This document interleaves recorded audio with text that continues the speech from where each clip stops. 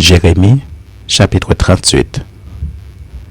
Shephatia, fils de Matan, Guédalia, fils de Pashur, Jukal, fils de Shélémia, et Pashur, fils de Malkija, entendirent les paroles que Jérémie adressait à tout le peuple en disant: Ainsi parle l'Éternel, celui qui restera dans cette ville mourra par l'épée, par la famine ou par la peste. Mais celui qui sortira pour se rendre aux Chaldéens aura la vie sauve. Sa vie sera son butin et il vivra. Ainsi parle l'Éternel. Cette ville sera livrée à l'armée du roi de Babylone qui la prendra. Et les chefs dirent au roi: Que cet homme soit mis à mort, car il décourage les hommes de guerre qui restent dans cette ville, et tout le peuple, en leur tenant de pareils discours. Cet homme ne cherche pas le bien de ce peuple, il ne veut que son malheur. Le roi Sédécias répondit: Voici, il est entre vos mains, car le roi ne peut rien contre vous. Alors ils prirent Jérémie et le jetèrent dans la citerne de Malkija, fils du roi, laquelle se trouvait dans la cour de la prison. Ils descendirent Jérémie avec des cordes. Il n'y avait point d'eau dans la citerne, mais il y avait de la boue, et Jérémie enfonça dans la boue. Ebed-Mélec, l'Éthiopien, eunuque, qui était dans la maison du roi, apprit qu'on avait mis Jérémie dans la citerne. Le roi était assis à la porte de Benjamin. Ebed-Mélec sortit de la maison du roi et parla ainsi au roi: Ô roi, mon seigneur, ces hommes ont mal agi en traitant de la sorte Jérémie le prophète en le jetant dans la citerne. Il mourra de faim là où il est, car il n'y a plus de pain dans la ville. Le roi donna cet ordre à Ebed-Mélec, l'Éthiopien: Prends ici 30 hommes avec toi, et tu retireras de la citerne Jérémie le prophète avant qu'il ne meure. Ebed-Mélec prit avec lui les hommes et se rendirent à la maison du roi dans un lieu au-dessous du trésor. Il en sortit des lambeaux usés et de vieux haillons et les descendit à Jérémie dans la citerne avec des cordes.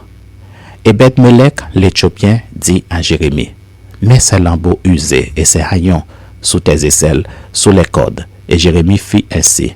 Ils tirèrent Jérémie avec les cordes et le firent monter hors de la citerne. Jérémie resta dans la cour de la prison. Le roi Sédécias envoya chercher Jérémie le prophète et le fit venir auprès de lui dans la 3e entrée de la maison de l'Éternel.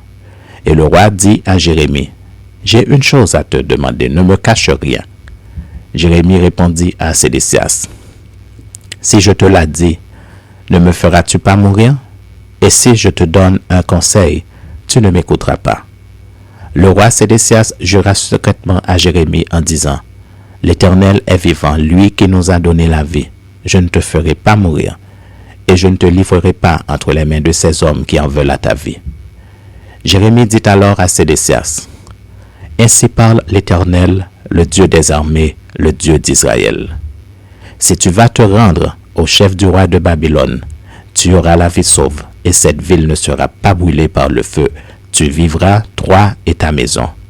Mais si tu ne te rends pas au chef du roi de Babylone, cette ville sera livrée entre les mains des Chaldéens qui la brûleront par le feu, et toi, tu n'échapperas pas à leurs mains. Le roi Sédécias dit à Jérémie: Je crains les Juifs qui ont passé aux Chaldéens.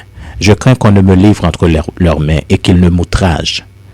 Jérémie répondit: On ne te livrera pas. Écoute la voix de l'Éternel dans ce que je te dis. Tu t'en trouveras bien et tu auras la vie sauve. Mais si tu refuses de sortir, voici ce que l'Éternel m'a révélé. Toutes les femmes qui restent dans la maison du roi de Juda seront menées au chef du roi de Babylone, et elles diront: Tu as été trompé, dominé par ceux qui t'annonçaient la paix, et quand tes pieds sont enfoncés dans la boue, ils se retirent. Toutes tes femmes et tes enfants seront menés aux Chaldéens, et toi, tu n'échapperas pas à leurs mains. Tu seras saisi par la main du roi de Babylone, et cette ville sera brûlée par le feu. Sédécias dit à Jérémie: Que personne ne sache rien de ces discours, et tu ne mourras pas. Si les chefs apprennent que je t'ai parlé, et s'ils viennent te dire: Rapporte-nous ce que tu as dit au roi, et ce que le roi t'a dit, ne nous cache rien, et nous ne te ferons pas mourir. Tu leur répondras: J'ai supplié le roi de ne pas me renvoyer dans la maison de Jonathan, de peur que je n'y meure. Tous les chefs vinrent auprès de Jérémie et le questionnèrent. Il lui répondit entièrement comme le roi l'avait ordonné. Ils gardèrent alors le silence et se retirèrent, car la chose ne s'était pas répandue. Jérémie resta dans la cour de la prison jusqu'au jour de la prise de Jérusalem.